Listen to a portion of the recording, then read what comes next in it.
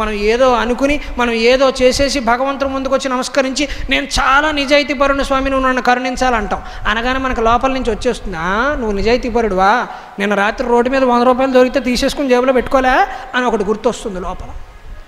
నువ్వు వ్యాపారంలో వాడిని మోసం చేయాలా, అనవసరంగా ఎక్కువ డబ్బులు తీసుకోవాలా అని లోపల నుంచి గుర్తొస్తుంది. ఆ గుర్తు రావడమే దైవ సంకల్పం, ఆ గుర్తు రావడమే దైవ సంకల్పం. మనస్సాక్షి రూపంలో భగవంతుడు ధ్వనిస్తున్నాడు. అందుకే పూజా మందిరంలో మనం కూర్చున్నప్పుడు భగవంతుడితో మనం నేరుగా మాట్లాడుతున్నట్టు ఉంటుంది. మనం నమస్కరించుకుని స్వామి ఈసారి ఇలా చేస్తే అలా చేస్తాను ఏదో అని మొక్కుతాం మనం. ఆయన అడుగుతాడు, క్రితంసారి కూడా ఇదే చెప్పావు ఇంకా రాలేదు అంట.